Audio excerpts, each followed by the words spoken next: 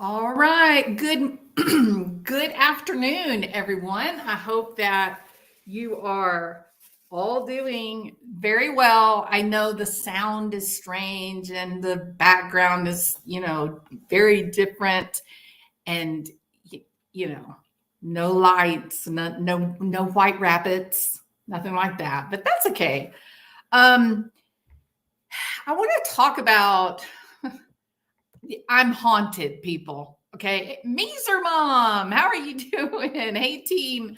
Doocy Doo 222. I hope you guys are all doing very well. Um, yes. So I'm tired because I traveled and hey, Claire Gordon, welcome. Yeah, things I'm definitely like a fish out of water right now. We are live, DB. It's good to see you. Merry Christmas, everybody, or happy holidays.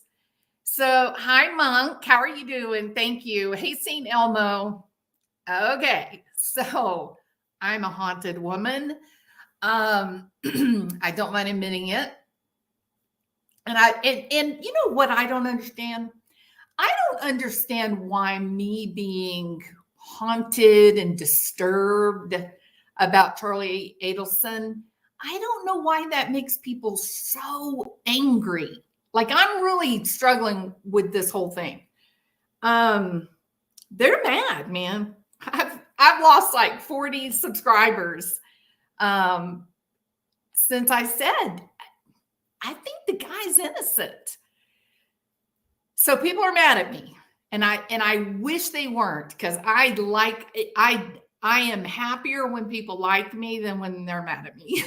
So hopefully we will find some common ground. I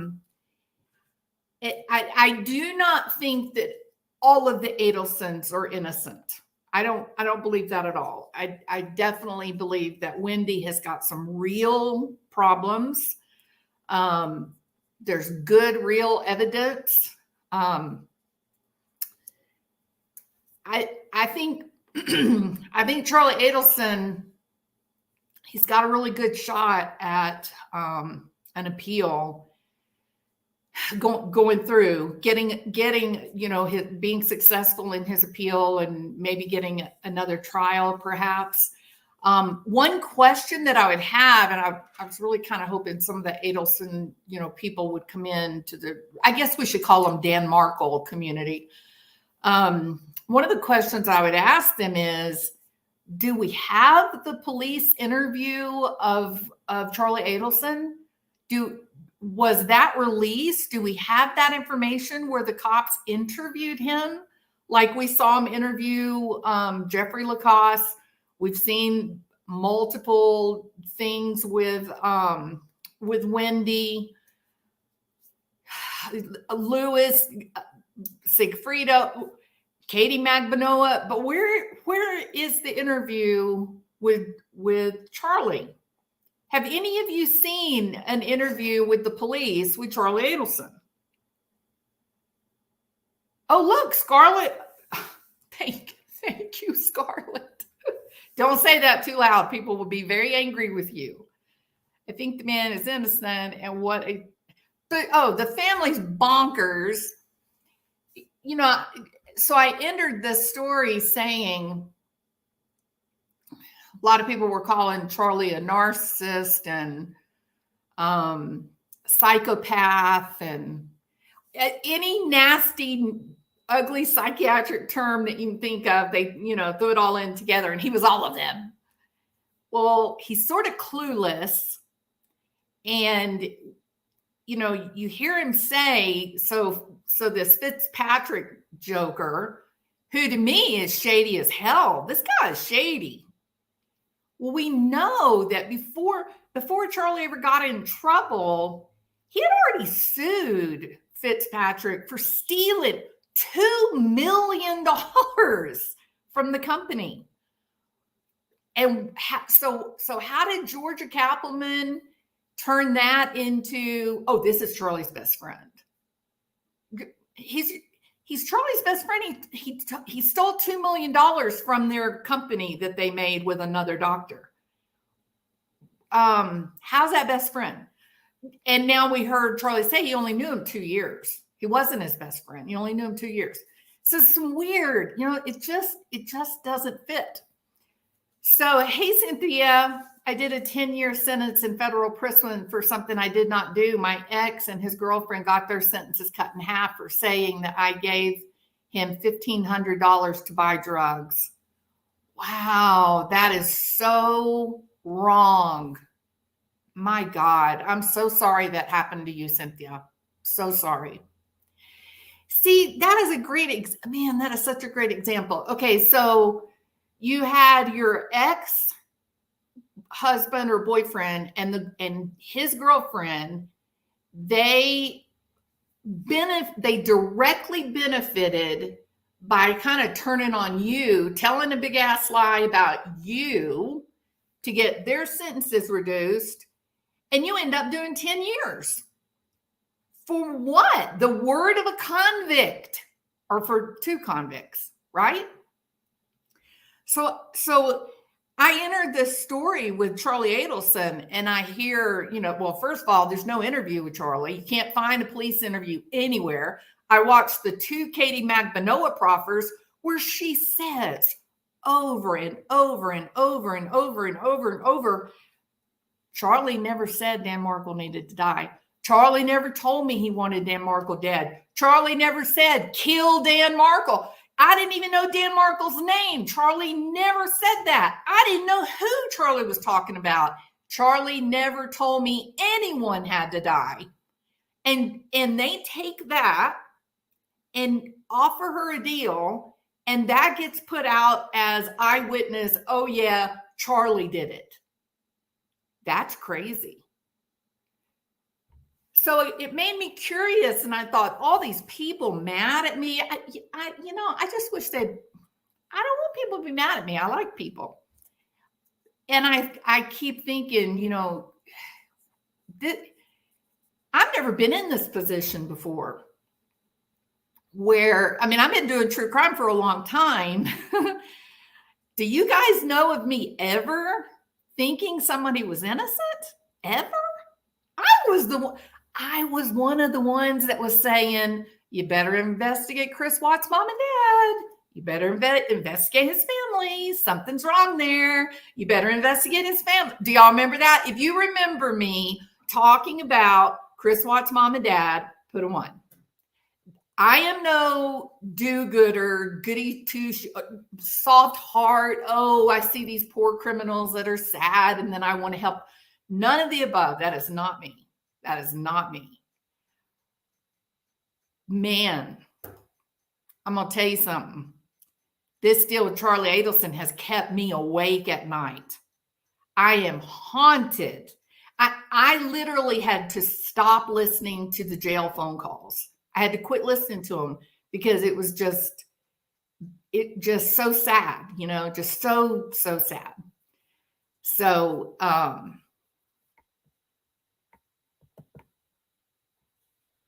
I know, Scarlett. I know it's whole thing's been, and don't listen to the phone calls after the conviction, Scarlett. He's literally on the phone and he's like talking to his mom and dad. And he's like, think about it. Like, why would Wendi go there right then at that time? Like, why did she do that? That's crazy. Like, why did you got to admit, that's kind of crazy. He is beginning to figure out he got set up. And it does look like Wendi is the one that set him up. So then I said, okay, well, instead of Charlie, because everybody was saying Charlie's a psychopath. Charlie did it. And so I started thinking, okay, so let me look at Charlie's background.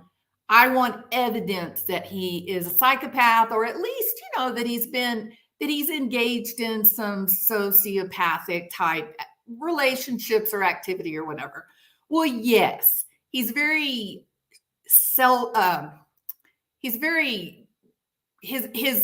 romantic relationships are very shallow. Okay. But is he abusive? Not by a long shot. Even the girls that he quits dating, that he breaks up with, He keeps giving them money, and he gives them, invites them to go on vacations. He's a pretty decent guy. Listen to this. Listen to this, how weird this is. So he's got a house. I think he bought it. It was about $300,000 when he bought it. But now, today, it's valued right at $1 million. Okay. It's a harbor house right on the canal, right out into the ocean, beautiful backyard swimming pool, palm trees. I mean, nice place. Okay. So he's got this house, $1 million. He goes to jail. He's been there, I don't know, a year and a half, 2 years or whatever. And the lady who's been living there, they're calling her a maid. She's a psychologist. She's a psychologist living in his house, rent-free, just living in $1 million house, taking care of Bubbles. Let me ask you a question. When's the last time that you heard of a hardened criminal naming their little dog Bubbles? Does that exactly sound like a name that Scarface would like? Yeah, it doesn't to me either. So it's these little teeny tiny little details that are under my skin. They're bothering me. And I saw somebody say, oh, well, he had conduct disorder as a kid. No evidence of that at all. None. No trouble. So he's flashy with his money. He has lots of shallow relationships with a lot of pretty girls who are younger, not illegal, younger. He says he never wants to be married. Maybe because he watched his mom and dad together, and he said, not me. I don't want a woman controlling me the way Donna controls, Harvey. Maybe that's why he didn't want to get married. But he had his child, and he was a good father to his child, according to the mom. So I didn't see. He owns real estate, rental property. He works about 80 to 100 hours a week. He starts at 6 in the morning, works at 6 at night, travels around, rather have an overhead of his own office. So again, everybody's mad and pissed off because he's wealthy, right? Oh, you're fancy people. It's like they're angry that they're wealthy, and somehow that makes them guilty of this heinous murder. But nobody stops to go, I wonder what it would be like to work 100 hours a week. It's hard, y'all. It's pretty terrible. So he's in terms of motivation, personality, empathy, he's not exploiting people. He's not stealing from people or cheating people to get his wealth and his money. He's working his ass off. He's doing a service, a valuable service. That is not psychopathic. It's definitely not sociopathic. And to say to a young woman who says, I need to be able to get insurance for my children, I need a job, and to just go, don't worry about it, we'll handle it, we'll give you a job on paper. Was it illegal? He shouldn't have done it. It's against the rules of the U.S. government, but it showed empathy. It showed that he cared about what was happening. So he's crying about Bubbles. Who's going to take Bubbles? Who's going to love Bubbles, my poor dog? That is not a psychopathic or sociopathic behavior. So I looked and I didn't see. Here's one. Look at this from the view of a psychologist. When Katie and Charlie were going to go out in the ocean on the jet skis, and Sigfredo was furious, and he comes running up to the car, and he's screaming and yelling and nearly runs him off the road. Does Charlie, the big hardened criminal, psychopath, sociopath, conduct disorder child, does he get out of the car and go over and just beat the hell out of Sigfredo? No. Oh, I know what he did. He flipped Sigfrido the bird and said, F you, Sigfrido. You better not mess with me, buddy. I got a gun in my car. I'm coming for you. No, he didn't do that. You know what he did? Nothing. He did not respond. He watched, and then he calmly turned the car around and got out and got away from this person. Does that sound like a psychopath or a sociopath or a criminal? So I don't see that evidence anywhere. And I've looked because I'm clearly in the wrong, right? So I've looked and looked. Okay, so now I can't sleep. I'm losing sleep because in my DNA, I don't think he knew about Dan Markel's death, murder, or whatever. So then I heard this after the fact, after the conviction. I was listening to him talk about Wendi, and I thought, this is the strangest process that he's going through. Guilty men don't act like that when they've been convicted. They don't talk like they're looking for who it could have been that actually did it. They don't do that.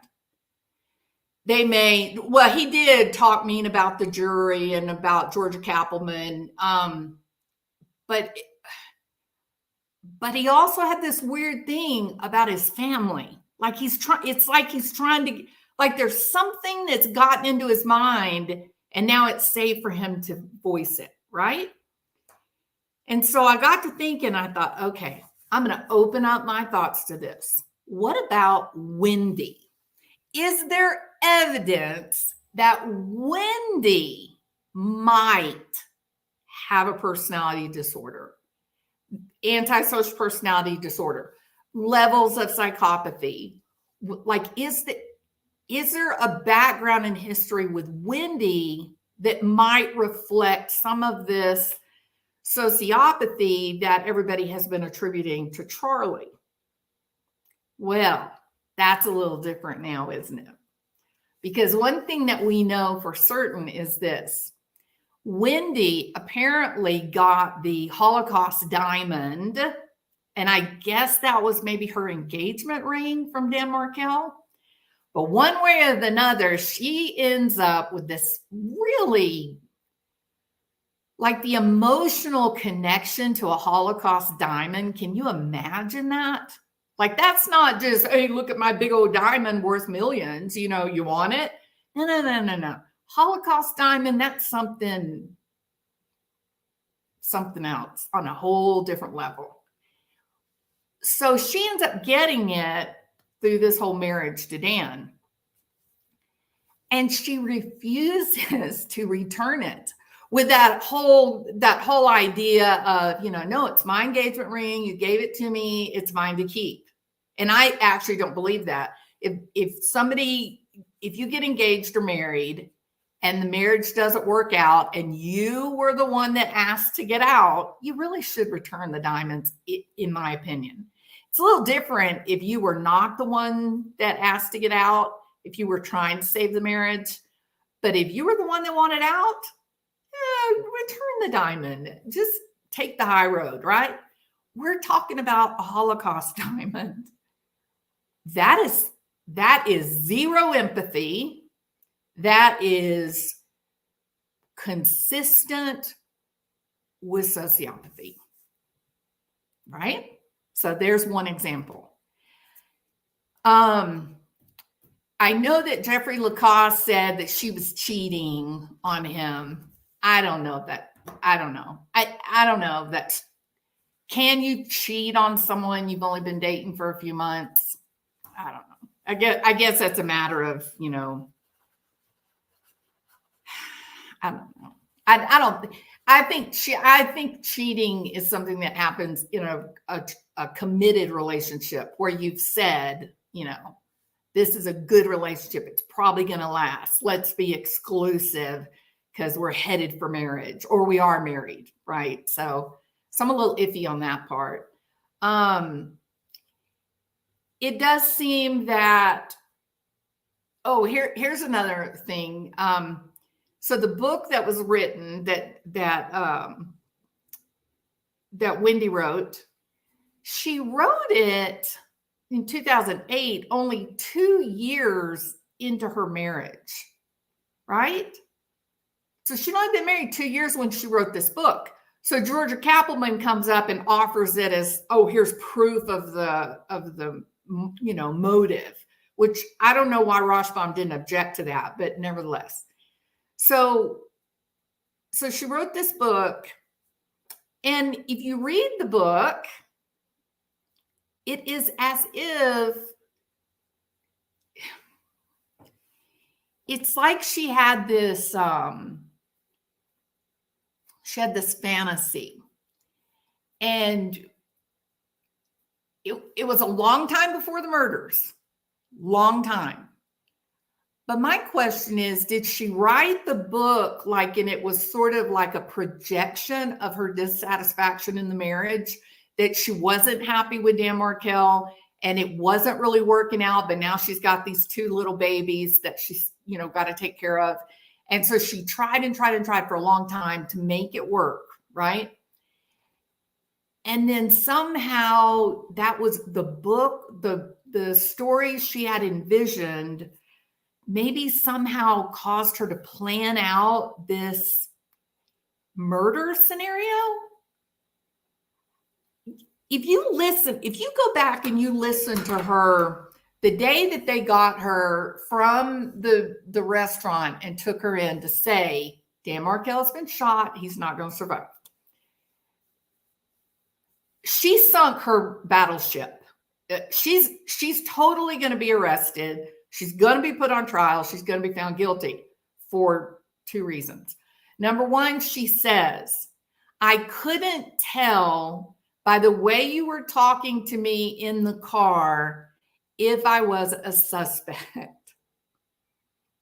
But Wendi, he didn't tell you. You didn't know what was wrong with Dan Markel. You didn't know why the cops had picked you up. So what do you mean you didn't know if you were a suspect?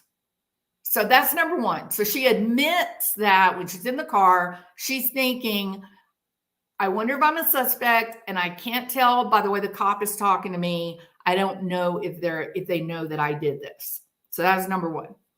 The second thing that is going to cause her to be convicted is that she lied and said that she stayed on Trescott and saw the cop cars and the police tape and kept going, when in fact you have to turn and go down Trescott.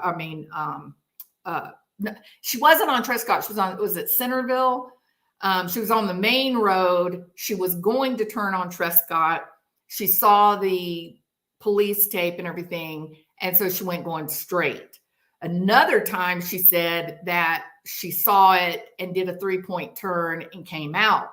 So she's told 3 different separate situations related to the turnaround where the police tape was.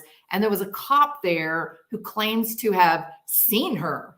Now, my question is, okay, but how did you know who she was? That's weird. Tallahassee is not a big thriving metropolis, but it's also not a town of 3,000 people. So I don't know how a cop can look at a woman who's in a very standard SUV and go, oh, look, that's Wendi Adelson. That's kind of sketchy too, but maybe it did happen.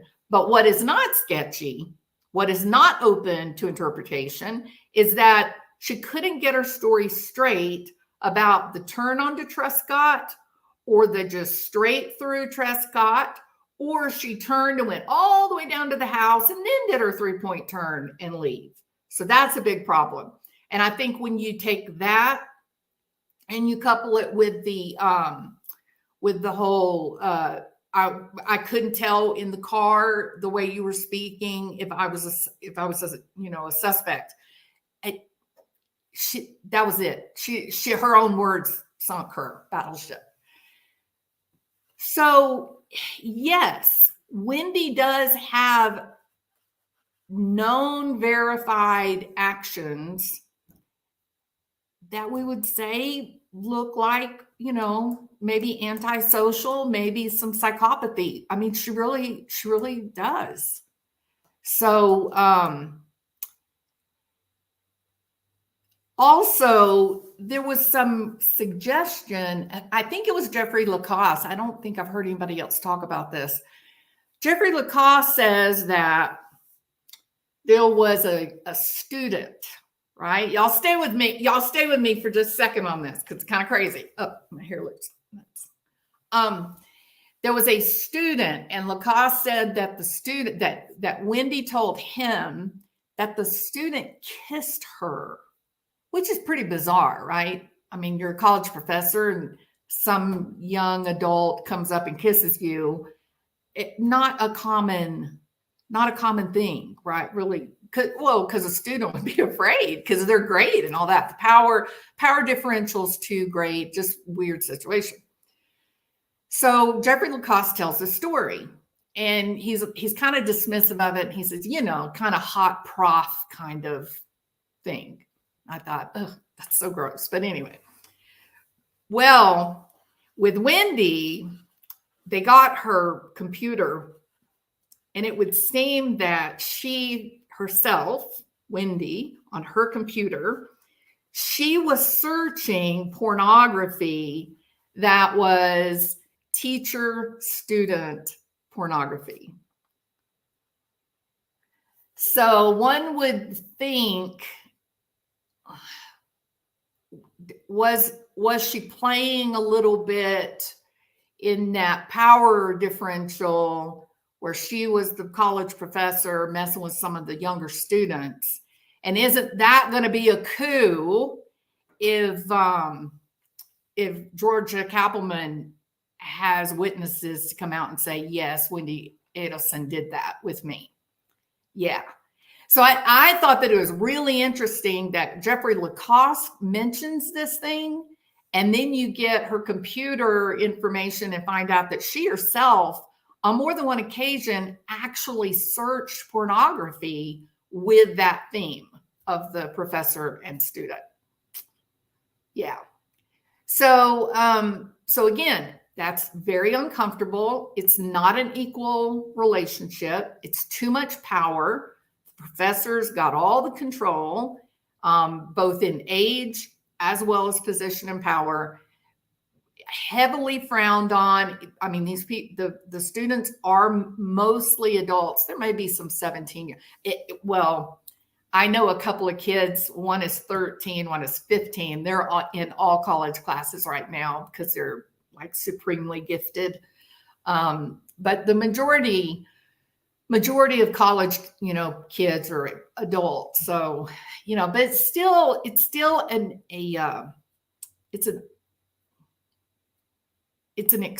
a behavior that the norm isn't. It's outside of. It's an outlier. I don't know how to express myself properly. It's an outlier. It's something that's rare and not consistent with the life she's living. So that gives a little bit of a suggestion. So she brought in, she makes her huge mistake to say, I couldn't tell the way you were talking in the car if I was a suspect. He hasn't just told her, that Dan is killed. And I'm talking about, she throws Charlie Adelson under the bus so fast that I got whiplash. Like it was that quick.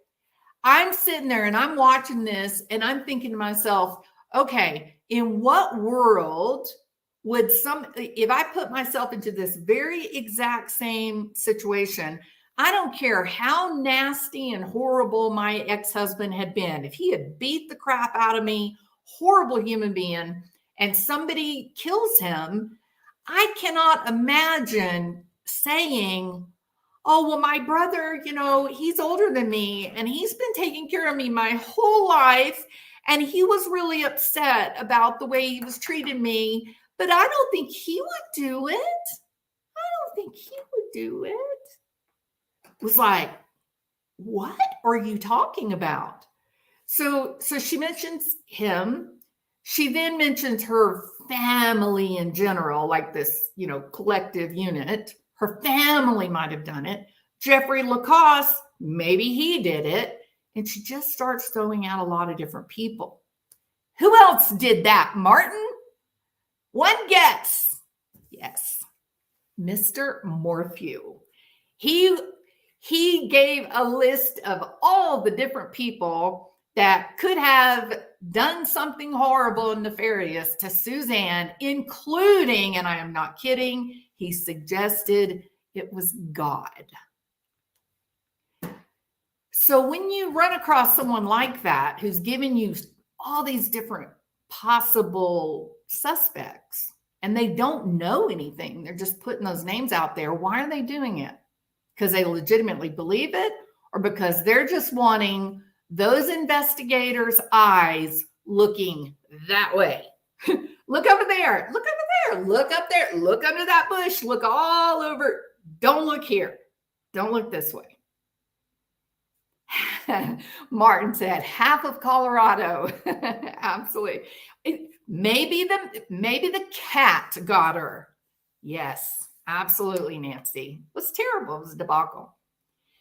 So then I got to think, so Wendi is a much better culprit than Charlie.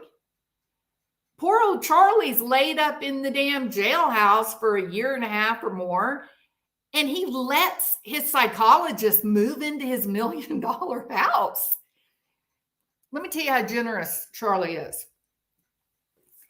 She has been living there, no kind of rent, nothing, doing the only pay that he wanted in exchange for her to live at his house. He wanted someone there to care for Bubbles. Would someone explain to me how a man who is capable of the most heinous, cold-blooded murder on the planet, which is to commission a hitman done in cold blood to go to work and operate and never have your hand shake, knowing that he's about to die? Somebody that cold and cruel and heartless, do you believe that he's in jail worried about Bubbles? Or do you believe it's more likely he would just say, get rid of Bubbles. I don't care what you do with Bubbles, but get her out. I got to sell my house. I got to put it up for rent. I got to do something. What do you think? No, she came to live at that house because of Bubbles. Bubbles needed a daddy or a mommy while he was gone. And that's it. That's why they were there. Isn't that crazy? So you don't see that psychopathy. You don't see the antisocial, markers. But Wendi's got quite a few. Now, I also remember Jeffrey Lacasse saying that Wendi would go down to Miami and that Harvey and Donna would take care of the boys, but she would just disappear. She would just be gone. No returning phone calls. Nobody knew where she was. Nobody knew what she was doing. And yet, we have a photograph of Wendi on the beach, don't we? And who is she with? Yes, she's with Katie Magbanua at the beach. The two of them, there's a third woman. I don't know who she is. Not Charlie. He's nowhere in sight. Harvey, Donna, they're nowhere in sight. They're hanging out on the beach together. Somebody said, oh, well, that was the day that they all met and they all went to dinner together and then sat in the hot tub. No, it wasn't, because Katie Magbanua came in and met them for dinner. She stayed only during the dinner. She left, and then they went to Charlie Adelson's house. So why do we have photographs of Wendi with Katie Magbanua on the beach? And there's got to be someone out there with more, right? Like, you would think that they got Katie's computers and phones, and where are all the pictures? Where's all that at? Did it get disregarded? Did it get deleted?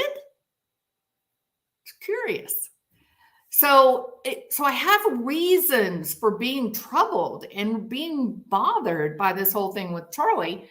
And so I got curious and I said, okay, so number one, I did look up wrongful convictions for murder, wrongful convictions in Florida.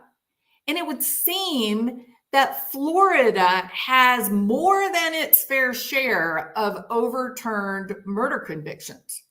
Convictions where people were found guilty, cops, investigators lied, prosecutors hid or destroyed exculpatory evidence in order to get that conviction. And then once the DNA process came to pass and was so effective, they just started finding people that the DNA just didn't match. They were innocent, just like they said. In some of the cases, the DNA matched people that were incarcerated for the very same crime against a different victim. So it's not, you don't get justice just by finding somebody guilty. You don't just say someone has to answer for the death of Dan Markel. It has to be the real person, or you're perpetuating the crime just ongoing. If you don't get the right criminal, then you run the risk that they continue to wreak havoc and mayhem on society. Not to mention with Charlie, he has a really unique skill that's valuable to the community. He was seeing a lot of patients. He was helping a lot of people. It's very strange. It's very strange. So Florida is in the top 5 for the most wrongful incarcerations, overturned convictions. So they got a problem in Florida with this kind of nonsense. So then I said, well, let me look at some of these stories. And we have somebody here that experienced exactly this, that she is completely innocent, but her ex and his girlfriend, they can directly benefit by telling a lie and implicate her. They had their sentences cut in half, while she was given 10 years as an innocent person. That is what happened with Charlie Adelson. If he, in fact, is innocent, I don't know that he is, but it sure seems like he could be. And that is that he had Louis Sigfredo, a man who was implicated in the largest roundup of gang members that Florida had ever had, ever. What was he arrested for? All kinds of racketeering, all kinds of crimes. I mean, he's in the federal penitentiary right now, but he's dealing and trafficking in cocaine. Why was he in Sigfredo? Why were they in Tallahassee? Oh, they were buying cocaine. Weird. No. We were up here to kill somebody. We thought we'd do a little business on the side and just, get a little bit of cocaine. Or is it more likely they were in Tallahassee for the cocaine and maybe Dan Markel cut them off? Maybe he cut them off. Maybe there was road rage. Maybe they're not the ones that killed the guy at all. I don't know. But the point is that he definitely had incentive to say, well, let me tell you a little bit about the lady. Oh, I saw the lady walking down the road. Really? Really, Louis? You saw the lady, Wendi, walking down the road in front of Dan Markel's house, even though she doesn't live there. And she was walking down the side of the road with her 2 little boys. And you saw that? Is that true? How can that be true? That's nonsense. He was supposedly drunk or in a coot all the time. How would he recognize her? All he'd ever seen was a photocopy picture of her on a piece of paper. How do you recognize her? I don't drink at all. If somebody gave me a photocopy picture and I looked at it, I couldn't pick up a person out of a lineup out of that. People change. It's different to see them in real life. Trust me. Barry Morphew looks nothing like his pictures. He's probably more photogenic than, He doesn't look the same. So anyway, lots of questions about it. So then I started looking, okay, well, what happens? Like, is this a real thing? What do we have here? And that's when I ran across this video. And wow, it's crazy. So let's take a minute and listen to some of these stories. And you ladies, you better get a tissue. Convicted of murder. I'm an innocent man, Your Honor, and I have always been an innocent man. While living in Brooklyn, New York, Bunn was only 14 years old when he was arrested by NYPD detective Louis Scarcella. Bunn later spent 16 years behind bars and then 11 years out on parole, where he still fought to prove his innocence. Then finally, his conviction was overturned based on the wrongdoing of Detective Scarcella and the fact that there wasn't even probable cause to arrest Bunn in the first place. I want y'all to know that y'all convicted and had a wrong man in prison. And after 27 years, 14 years old, spent 27 years in prison. He didn't do it. Just remember that name, Scarell. Just remember the detective's name. of fighting to clear his name, he is finally exonerated. I want to thank you, Your Honor, because in 27 years, I've been fighting for my life. But before he leaves the courtroom, he has a moment with the judge. Bunn later filed a lawsuit against the city of New York and Detective Scarcella. This is David Ranta. He spent 22 years behind bars for a murder he did not commit. In Brooklyn, New York, Ranta was arrested by Detective Louis Scarcella. Yes, this is another wrongful conviction that's connected to Scarcella. Oh, I'm sorry. Didn't Louis Scarcella, wasn't he the one investigating the 14-year-old that spent 27 years in prison? Oh, it's also another guy? Golly, I wonder how many of these people there are that basically Scarcella set up. Ranta was put in a police lineup. My point for saying this is that one antisocial cop or detective or prosecutor, one who is in desperate need of the hype and the fame and the money that comes with being super cop or being a great prosecutor, political ambitions for a prosecutor, one of them, if they have no conscience, they can manipulate the system in a way that can destroy the lives of other people. Listen to this lineup thing, because there's some issues with the lineup in the Adelson case. So listen to this.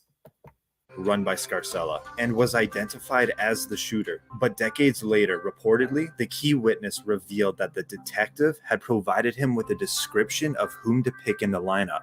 There was no physical evidence linking Ranta to the killing, and the evidence presented to the jury was allegedly fabricated. Ranta was then convicted and sentenced to 37 and a half years to life in prison. But after spending over 2 decades in prison, the former witnesses admitted that they were pressured into testifying against Ranta.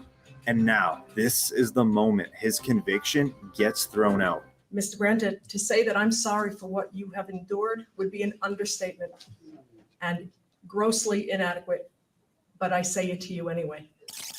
The defendant's motion to vacate the judgment of conviction is granted.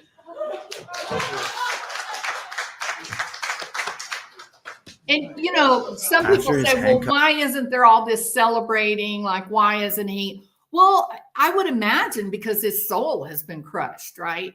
Like, how do you make sense of the fact that someone hates you enough or doesn't even know you and is so indifferent to your humanity that they set you up and the majority of your adult life is spent in a prison? And now they just say, oh, sorry, we made a mistake. You can go on now and see what you can do with the rest of your life. Horrifying. I'm horrified by this, truly. Cuffs were removed, he hugged his family. With all he owned thrown over his back, he walks out a free man. After his release, he reportedly received $2 million from the state and a $6.4 million settlement from the city of New York. Now, let me tell you something about Florida. So Florida is in the top 5 for having murder convictions that have been overturned, and many of them are because of DNA. Well, that's not going to help Charlie Adelson because there's literally no direct evidence linking Charlie Adelson to this. Nothing.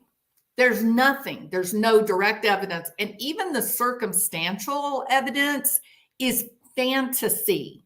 It's not anything real. It's not like someone said, well, the murder happened at this place at 12 o'clock and Charlie Adelson was seen 100 yards from this place at 12:05. Pretty good link that he could have been there. They don't even have that.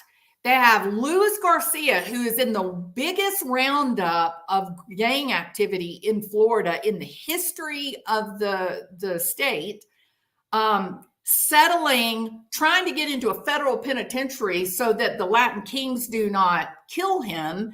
We have to wonder, was he responsible for a lot of those Latin Kings that got arrested after him?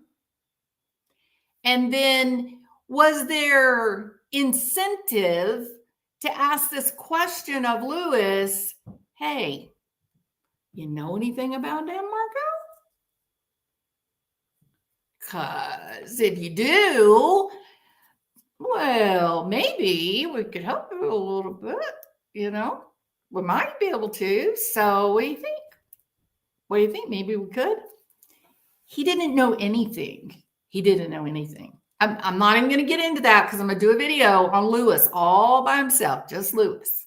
Okay. So you had Luis, who had real incentive. Sigfredo never ratted anybody out at all. Katie did not. In fact, listen to this. Katie Magbanua was told, hey, you know what? Give us Charlie. Tell us that Charlie's the one that commissioned this thing, and you go home. That's right, Katie. You walk right out that door. Just go. But give us, we need Charlie. Tell us. He did it. This woman went through 2 trials. The first one was a hung jury. Went through 2 trials and 2 proffers and never said Charlie ordered the hit. Never said it, even though they put her up on the stand and in front of the cameras, she finally says it. Is the judge awake? Is he watching? Is he paying attention? Going, wait a minute.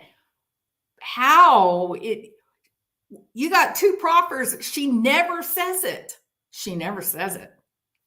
But now, essentially, while she's waiting for an appeal, she's claiming she is not guilty, that she is an innocent woman. And Georgia Kappelman puts her up on the stand to say, oh, yeah, I totally did it. And Charlie's the one. And he gave me the money, put it in the back end of my car. And I went and gave it to Luis and Sigfredo. Totally did. How's she going to get an appeal? So this is crazy. This is very disturbing. This is Susan Mellon. She was sentenced to life in prison without parole based on an untruthful testimony. She was 42 years old when she was arrested in Los Angeles, California, at a McDonald's while taking her daughter to get a Happy Meal. But that was the last time she would see her child for 7 years, as she was charged for the murder of an ex-boyfriend. You are under arrest now for murder. Mellon's conviction was based solely on an informant who claimed that Mellon had confessed the killing to her. She was in prison for a total of 17 years until the informant was proven to be a pathological liar and an unreliable witness. And now, Okay, so they overturn it on a pathological liar and unreliable witness, right? Do you know in one of these cases in Florida, they actually took the informant, the eyewitness who said that's the person who did it. The eyewitness was legally blind, and the court in Florida accepted it. So I don't have any way, like I can't say he's innocent. I don't know that any more than anybody else. But what I do think is that given the particular set of circumstances, the way that the prosecution against Charlie Adelson took place, how it happened, I think we should be, as true crime enthusiasts, I think we need to have a little bit more discernment, right? I mean, there has to be some kind of reason that you would be so invested in destroying this person's life other than, oh, well, he has to be involved. Do you know that Charlie Adelson doesn't even have a motive? He doesn't have a motive.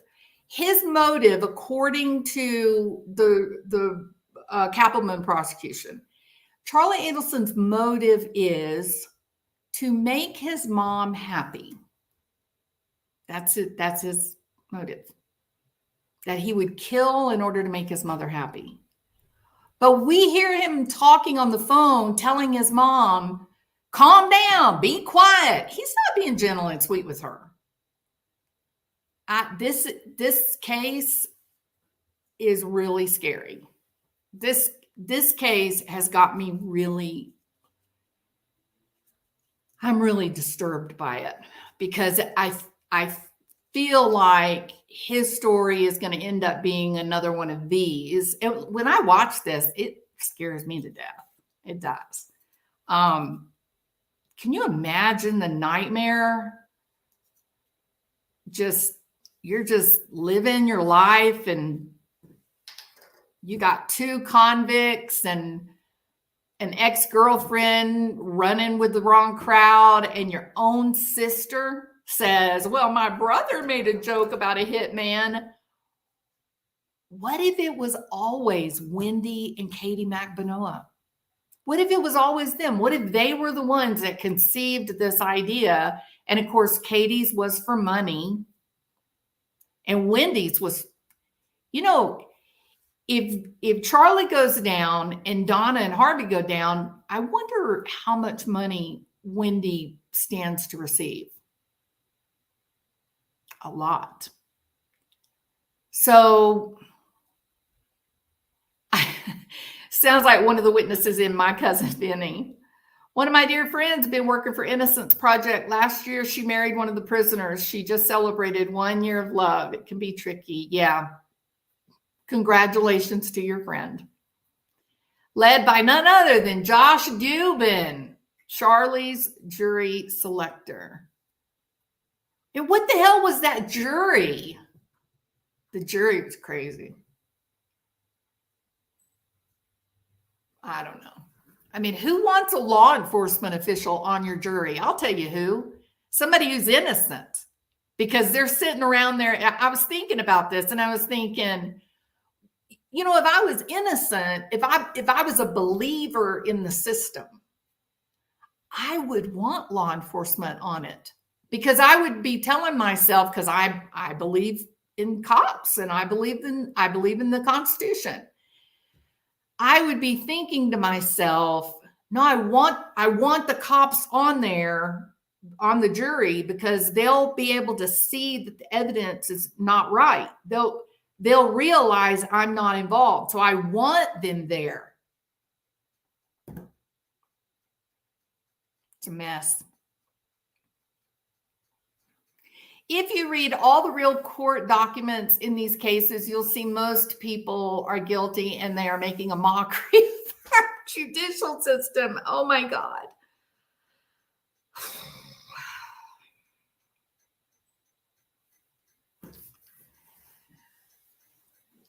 the judicial system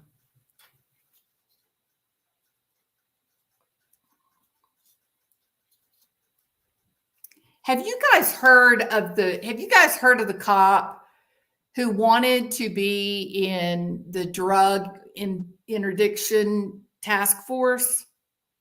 And so he began planting meth and heroin he'd do regular traffic stops, and then he would plant the cocaine or the meth or heroin. He would plant it in their car. He'd make the bust, make the arrest. These completely innocent people would be given 5-10 years in jail, and it was all being done so that he would qualify to go into the drug interdiction task force. That, high hopes, that is not people making a mockery of the judicial system, other than a dirty cop, other than a cop who was so narcissistic and so antisocial that he did not care how many of the people of the community that had to serve time behind bars. He did not care about them. They were simply stepping stones for him to get what he wanted. Scarcelli did, in fact, set people up. Again, another clear case where he wanted to be the big hero. So this peasants and pitchfork thing that's taken over the mentality of the murder of Dan Markel, it's got to quit. It is possible.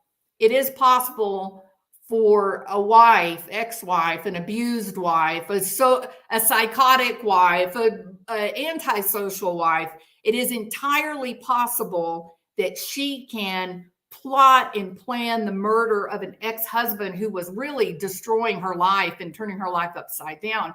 It is possible for her to plan that and plot that all on her own without involving her physician brother who is working 100 hours a week. That is entirely possible. Far more likely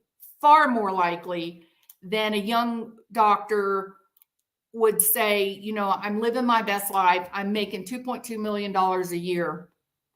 I've got a house that is almost $1 million. I got more girlfriends that I know what to do with. I go on exotic vacations all around the world whenever I want.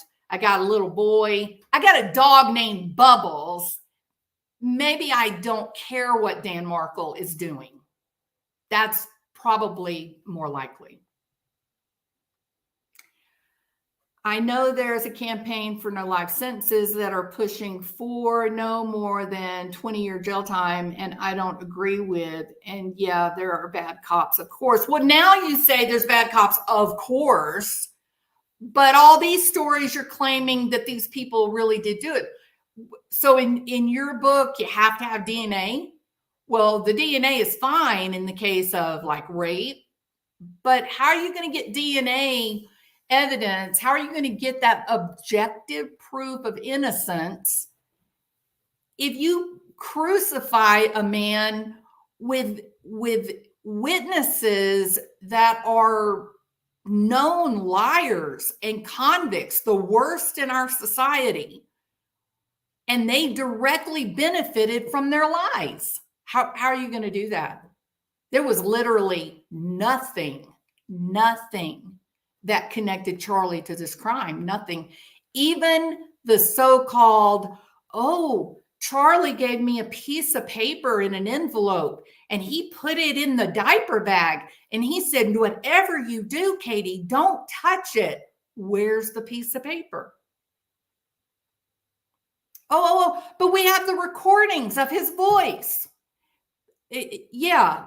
You have recordings of his voice that you cannot understand what the hell he's talking about. But don't worry, because Georgia Kappelman, well, she's got a police officer that has super duper, super strength hearing. And so he listened to it for us and he just typed us out a little transcript. So if you can't understand the audio, just read what was invented and concocted. No. It is so clear that Wendi is guilty. It is so clear. Not Charlie. Not Charlie.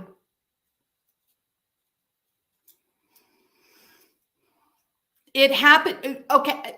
I don't believe you, High Hopes. And the reason that I don't believe you is because you came in and immediately started saying that all these people in this 7 reactions of innocent convicts set free, that these people were all guilty. I don't know how you know that, but all guilty. I don't know. They seem pretty sure that it was a wrongful conviction.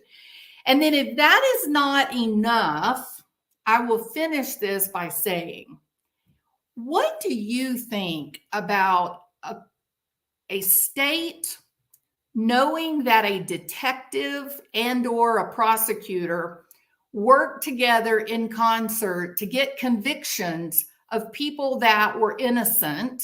Maybe they didn't know they were innocent. Maybe the bad cop and the bad prosecutor, maybe they just sort of thought they were guilty and they just got frustrated because they couldn't find the information. They couldn't find that evidence. And so they took a deep breath and they invented something, right? To get that conviction because they were so convinced. So convinced. What about those people?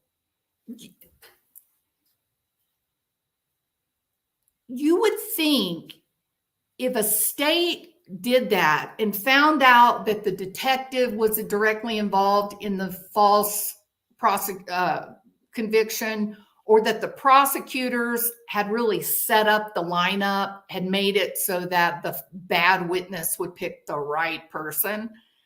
Don't you think if a judge, if a state found that out, that their department had done that, and it took 20 years of a person's life, an innocent person, don't you think they'd be sorry? I think they would. I would think they'd be very sorry, but not in Florida. See, in Florida, they decided they didn't want to help these people. And so here's what you get.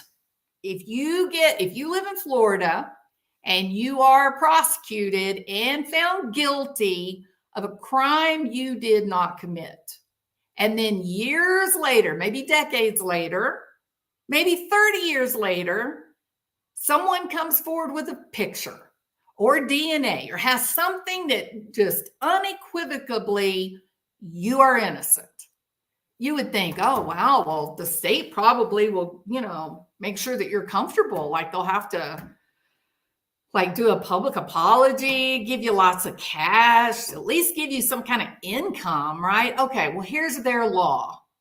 If you are wrongfully convicted, you get paid $50,000 a year for the time that you spent in jail.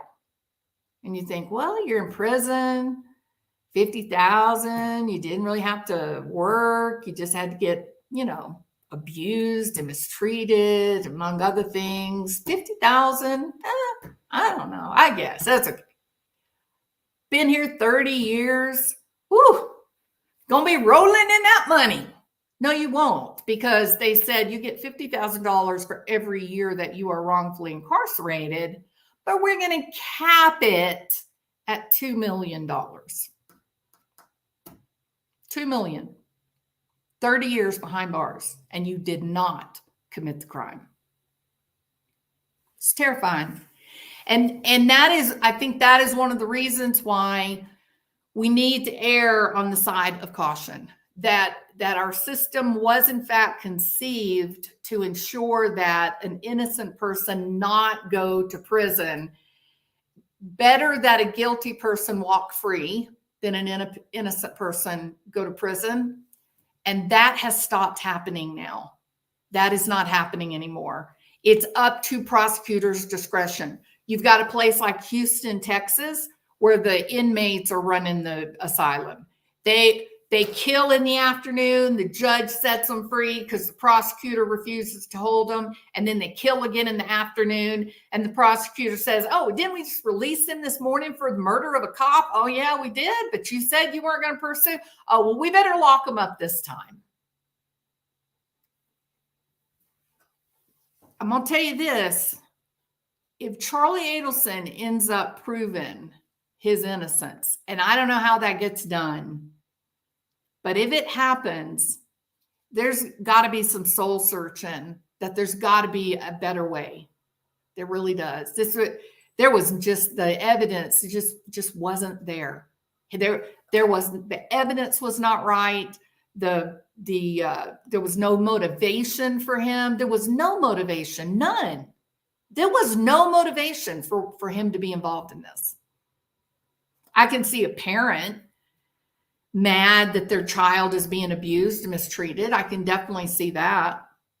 But why would a brother even care?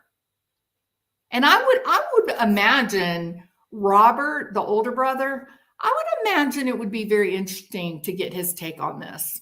That would be very interesting to hear. And if I'm wrong about this thing with Charlie Adelson, and he did commission this murder, and he did in fact do everything, that they said he did, then 100% life imprisonment, no parole. I'm 100% in support of that. 100%. Wendi's going down. She will. Donna will go down. But boy, I can't get there with Charlie. I can't get there. He doesn't sound, it just doesn't sound like he knew what was going on. It's the phone calls after the conviction. It's like he's coming to the realization that Wendi set him up. It's crazy times. Crazy times. Well, sure, exactly, high hopes. Everyone in prison is innocent, right? You've heard that saying. Everyone's innocent. Florida is in the top 5 states that has the most murder convictions overturned as being wrongful convictions. There's some shady business. There's some shady business going on. It is, Scarlett. It's amazing.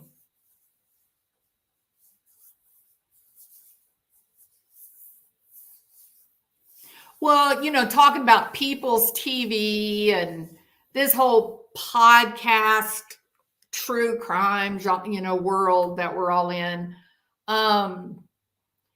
It's not good. It's not good. I'm coming to really realize that, previously I had the idea, that we're powerless. We're just little people in a great big world. And how can we influence a prosecution, right? Have you checked out the Dan Markel community? This is a passionate group of people. And they get real mad if you don't believe what they believe. And you have to ask yourself, was Kappelman motivated by the fame? Did Kappelman, did she take this chance on Charlie? Did she take the chance because she was led to believe somehow that maybe he did have to be involved? But again, I'm going to tell you this right now. It looks like prosecutorial misconduct when you look at Katie Magbanua's 2 proffers. The way that they managed those 2 meetings look real bad. Look really bad. And that may be what causes him to have his conviction overturned and get a new trial. Just the evidence of the 2 proffers. Because she just says, no, well, he didn't say that. No, he never said that. He didn't say it. He didn't say it. It's weird. It's terrible, tragic thing. Terrible. So, All right, old saying, you don't want to go to jail in Texas, but apparently Florida trumps Texas. I don't know. It's I never, so there is currently a huge group of people that are convinced that Brian Koberger, that he was set up in the Idaho 4 murders, that he's innocent guy and that he was set up. I am not one of those. But those are really good people in that community. I like them. I watch all the videos. They make some very interesting points. But I still think the arrest affidavit, I think they got their guy. I think he's one of those. His background and history completely supports the fact that he would go in and slash 4 kids. His background is there. Charlie, no, not in no way. I even went to 2 of my friends and I laid it all out for them. And they went and they watched videos. They came back and they said, his background history, you haven't told us one thing that would make us think, oh yeah, this guy's probably antisocial. Oh, look, this guy's clearly, there were people saying, oh, he's a psychopath. Being the psychopath he is, just look at him. Really? He's a psychopath? How could he be a psychopath? He's crying, he's laughing, he's responding in the moment. He's worried about bubbles. Ask a woman to come live in his house free of charge just because he's scared and worried about bubbles. That is not what psychopaths do, people. And Koberger is as innocent as a berry. Absolutely. Yeah, they got Wendi. Wendy's going down for the saying that, she couldn't tell if she was a suspect, and yeah, they had a lot on her. Not Charlie. It's sad testament. I don't know. Me either. The only thing I can think that sealed the deal was the family not going to the police after the bump. Yeah.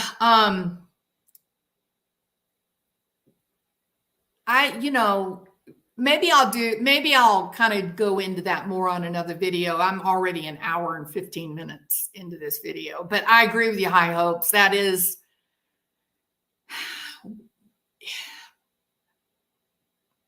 but what did you think of this, High Hopes? What did you think about that Charlie's saying, call this number? Because remember, he's paying her, according to his story, he's paying her so that the Latin Kings don't come and hurt him and his family the way that they hurt Dan Markel, right? So he's paying her. So is that why he said, you got to make the phone call? You're the one that knows these people, not me. I don't know them. You make the phone call. And Katie lies to him over and over and over again, saying, oh, I called the number. Nobody answered. It's disconnected. Why did she lie to him? If he was in on this, High Hopes, if Charlie was in on it, why the hell would she lie about calling the number? She never called the number. Why'd she lie? I think his conviction is going to be overturned and he's going to get a new trial. And it won't be, oh, this is a travesty, miscarriage of justice.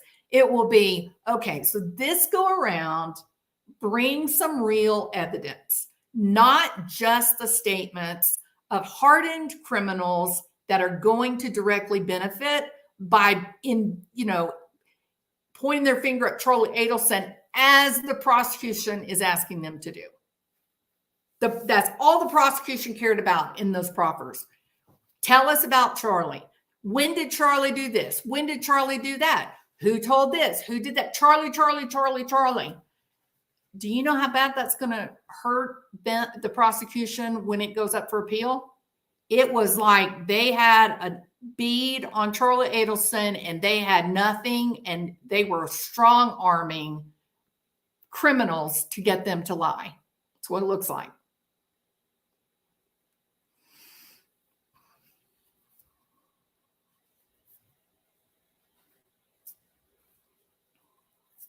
It is terrifying, Scarlet Summer. It is terrifying. Yep. Cinnamon says, he seems innocent, but I'm a sucker. I know, Cinnamon. Soft-hearted, right? Me too. Yeah. I remember watching what was that trial? Oh, I can't remember the name. It was a long time ago, like 4 or 5 years ago. Anyway, I had a moment thinking, maybe innocent, but then it didn't take long for me to go, nope, that's real. This thing was with Charlie. I have rewatched everything. I have read everything I could get my hands on. I just don't see it. And again, I'm still, where is Charlie Adelson's interview with the cops? Where is it? Has anyone seen Charlie having an interview with the cops, or was it sealed? And if it was sealed, why? Why was it sealed? Inquiring minds want to know. All right. Feel like Charlie is trying to point the finger at Wendi after listening to all this phone calls. Scarlet is my 14-year-old cat's name. Oh, darn. Got here late. That's okay, Fancy Nancy. Maybe Wendi will eventually tell the truth that she set up her brother. Do not count on that. Hell no. She was given the Holocaust diamond by the Markel family. And then when she filed for divorce, she left the relationship. She refused to give it back. A family heirloom. No, she is not going to grow a conscience. She is not going to say, poor Charlie, my poor brother. That is, that's not going to happen. Nope.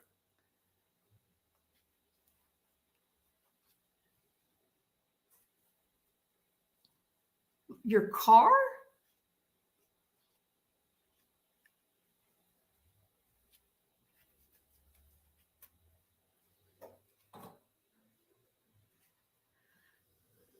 Absolutely, Shalimar. Yeah. She's got lots of evidence that she might have some, sociopathy tendencies. I'm not diagnosing her, but there's some pretty shocking things in her past. Only thing people in the past say about Charlie is he was so giving, and he was so generous, and he was talked all the time, talking. And he named his dog Bubbles. That's a real tough guy right there. It's weird. So weird. And no one seems to stop and say, but why would he do this? He never was around Dan Markel. He not once ever went to Tallahassee to visit his sister when she was living up there. He was uninvolved with her. Why would he put he had the greatest life. He was living the life he had always wanted. Why would he do it? And the motive that was presented by Georgia was, Donna hated Dan. That's why Charlie did it, because Donna do you know, Georgia Kappelman, how many mothers-in-law hate their sons-in-law because the sons were aggressive or abusive or litigious against their child? That is not an unusual occurrence. But what is highly unusual is for you to say that a 40-year-old, or I guess at the time he was younger, 30-something years old, that a 40-year-old man would put his whole life and life and prosperity and hopes and dreams for the future. He put it all on the line for his sister that he never saw. Just not right. I'm telling you, it's not right. What if Charlie has the evidence that Wendy's invitation to her Stalk the Bar party was set up as an alibi? He keeps talking about, thank God Wendi had that invitation. It's pretty crazy, isn't it? What if you're talking about Wendi growing a conscience and saying, no, I set my brother up. Try this one on for size. What if the friend that wrote the invitation about the bullet bourbon, what if that friend lied? What if that friend made up the lie to help Wendi? Is there a possibility that she would grow a conscience? Yes, especially now seeing what happened with Charlie. Yes. And here's a fun fact. Did you guys know that the friend that wrote the bullet bourbon wedding invitation, or not wedding invitation, but Stalk the Bar shower, that friend is also the coroner, works as a coroner, pathology. And she is the one that handled Dan Markel's body. Are you comfortable with that?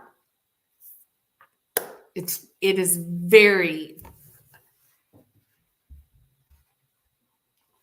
strange. Where is the prosecution's research on the email and tracing where it really came from?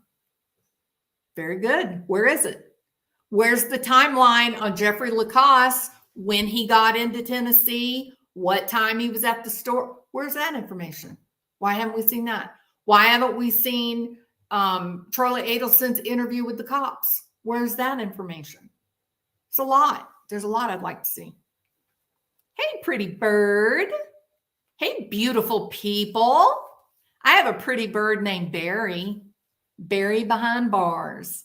Every morning I say, hey, pretty bird. Pretty bird. Wow, you just watch. I feel I'm onto something with that invitation. I'm with you on the invitation, high hopes. I could see that person growing a conscience and coming clean. I could see Katie Magbanua grow a conscience. I could see that. I could see her say, I shouldn't have said that in the trial. I tried to tell the truth where Charlie was concerned. He never did. It was all between me and Katie. Me and Wendi. Maybe she'll do it. And if she does that, if she gets up at Wendi's trial and she says, I lied about Charlie. It was me and Wendi and Sigfrido. We did it. Wendi would come down to Miami and hang out with us. We're the ones, not Charlie. Charlie was completely innocent. He's out. That'll be it. He'll get his appeal and that'll be done.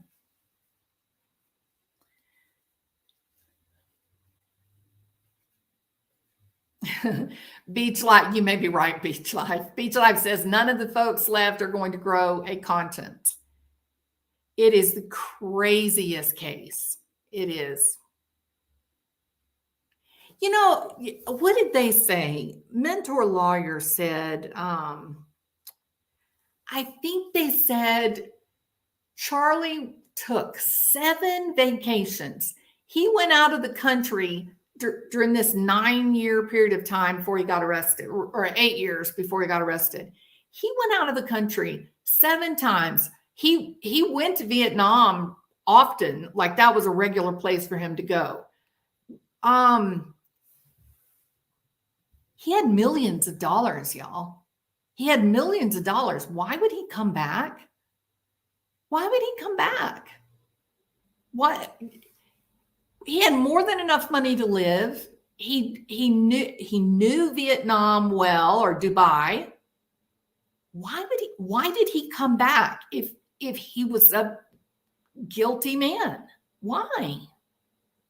Again, why would you say I need law enforcement on my jury, because you would be thinking I'm innocent and I know that they're going to look at the evidence and they're going to see I had nothing to do with this. It's crazy. Charlie was mystified by the fact that Wendi drove to the crime scene that day, that minute. He kept saying that over and over, like, what's the chances of that? Yeah, Charlie, what are the chances? Here's another one. You know how everybody made a big deal of the so-called owl? They took the photograph. Lewis took a photograph of the owl in the parking lot. I thought that was so odd. It's the middle of the day. Why is he going to see an owl in a parking lot, right? And then remember when he said that Sigfredo called Katie to say, hey, it's done. And she says, I know. And then they both kind of went, how does she know? Like it just happened. We're like 5 minutes away from the house, leaving the scene of the crime. How would she know? Who else was broadcasting owls that day? Wendi was wearing a t-shirt with an owl on it. Was that the sign? Was that the sign? Is that actually what Sigfredo recognized? Not Wendi's face, but the woman walking down the street that had on an owl shirt, and the owl being hits on, do it. And then the photograph posted of the owl on his Instagram was the message to Wendi, it's done. Then there's no phone calls, there's no conversation, nothing, but the two parties know it's finished. What about that?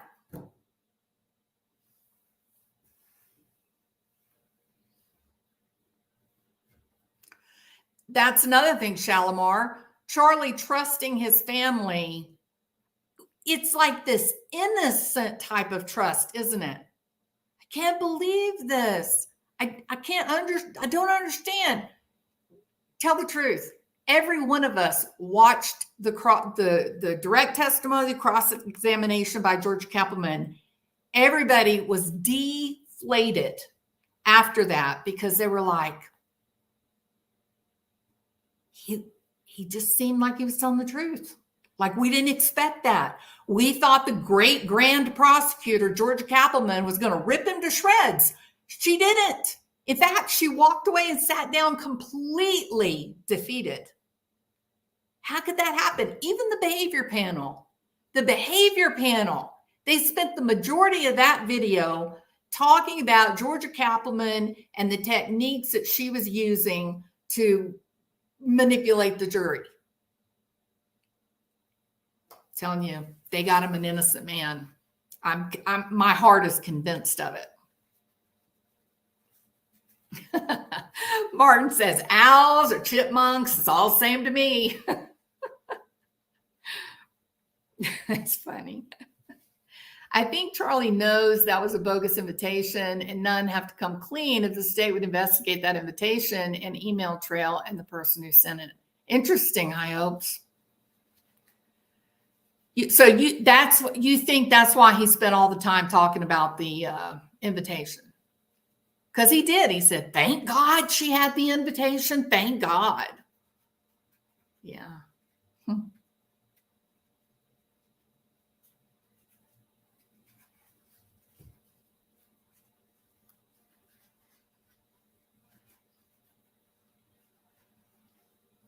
I mean, really, DB, what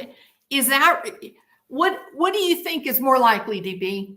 Do you think it's more likely that a guy who's seen your face on a photocopy, not even a photograph, but just a photocopy, that he, in his drunkenness, that he could recognize your face while you're walking down the road and they're in a moving car? Or do you think it'd be easier to recognize, hey, there's the lady right where she said she would be, and she's wearing the owl shirt, which means the hit is on?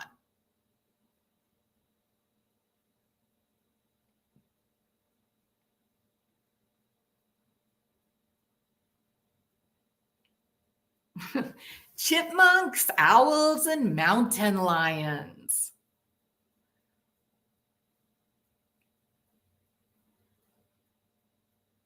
You think he's directing Georgia to the invitation? I think Georgia wanted that prosecution, and that's all she cared about.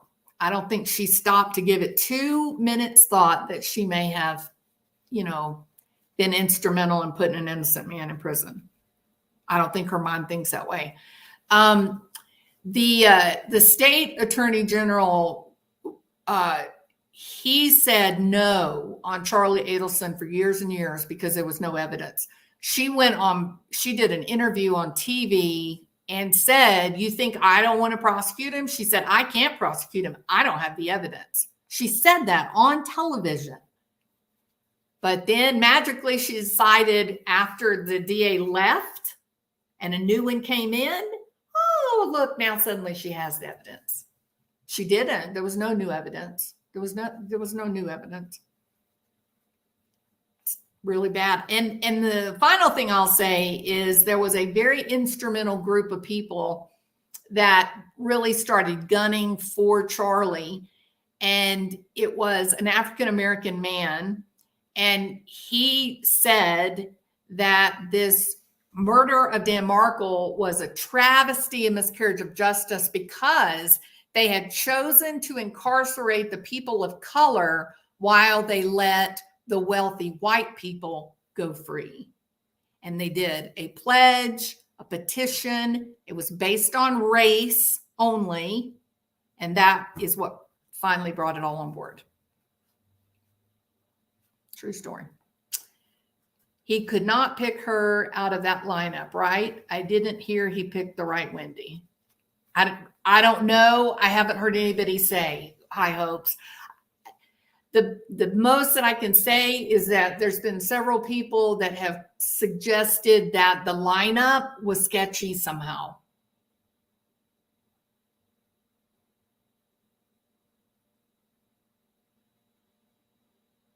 Oh, I think the golden child is Wendi. Definitely not. The scapegoated child is Robert. Not the golden child is Wendi.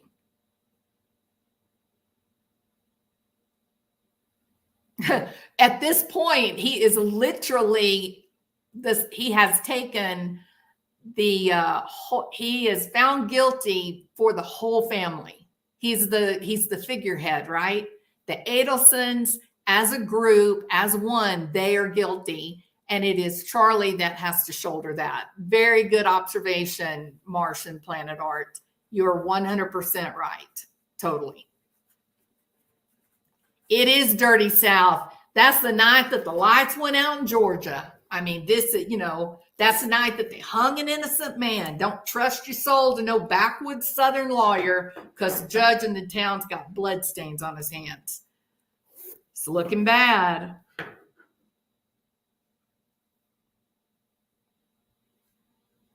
All right. I got my phone call I was waiting on. Law enforcement didn't give 2 hoots. I like that double play, Martin. Great entendre. Way to go. Respect. Okay. All right, people. You guys are amazing and awesome. Thank you so much for being here. I appreciate you more than you know. And yes, people are mad at me, but all of you people mad at me, I'm sorry that I am. I wish we could be friends and just have a discussion like me and High Hopes did. We just talked, even though we have dramatically different positions on this. So, and in all likelihood, I'm probably the one wrong, but it's very uncomfortable for me. So, all right. Thank you guys for being here. I appreciate it. I hope you guys are enjoying the Christmas season, and we will talk again another day. All right. Thank you so much. And y'all be nice to each other. All this bickering and arguing and stuff, just quit. Just enjoy life. Bye.